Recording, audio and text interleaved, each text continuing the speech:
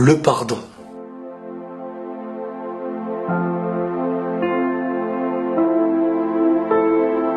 Aujourd'hui, je voulais parler avec vous du pardon. Cette chose qui, à mes yeux, est la base de tout. Autant pour nous-mêmes, autant pour celui avec qui on a un lien.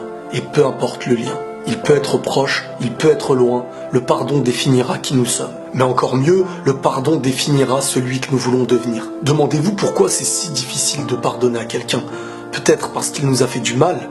Peut-être parce que c'était un très gros mal même. Mais souvent aussi c'est par haine, tristesse, rancune ou encore par ego. Au fond, est-ce que ces choses-là sont un bien pour nous? Est-ce un bien pour notre avancée? Et si tu veux être léger et libre, qu'est-ce qui te reste à faire? Il va falloir se libérer de ces poids néfastes. Donner autant que recevoir. On souhaite tous être pardonnés de nos bêtises et de nos péchés. Pourtant, on a du mal à pardonner ceux des autres. Rien n'est facile, mais la meilleure chose à comprendre, c'est que pardonner, c'est un bien prioritaire pour nous. Avant même de pardonner à quelqu'un, on se fait un bien individuel. Il est vrai qu'en pardonnant à quelqu'un qui a pu faire un mal, on lui offre un nouveau chemin. En tout cas, on n'est plus le mur de son nouveau chemin. Mais de notre côté, on apaise notre cœur de la haine, de la rancune, de l'ego. Certains diront, et alors? Sachez que tout ce qui nous empêche de pardonner à quelqu'un, c'est ce qui nous empêche aussi d'avancer. On doit être clair sur une chose liée au pardon.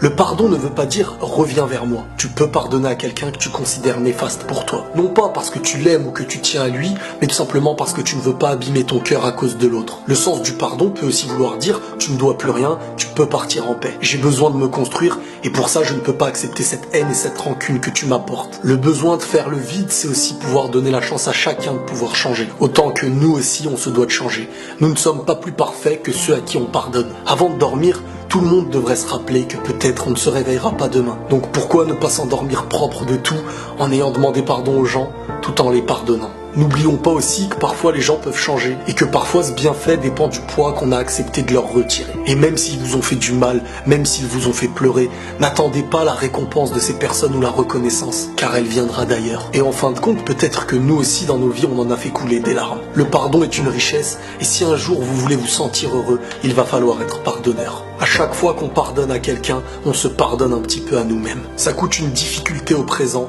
mais c'est un très grand bienfait pour le long terme. N'ayez pas peur, chacun récoltera ce qu'il a semé. Mais ça, c'est pas à nous d'en juger. Quoi qu'il en soit, notre manière de pardonner définira notre cœur, définira notre personne. En fin de compte, notre pardon prouvera celui que nous sommes. Prenez tous soin de vous et la paix sur vous.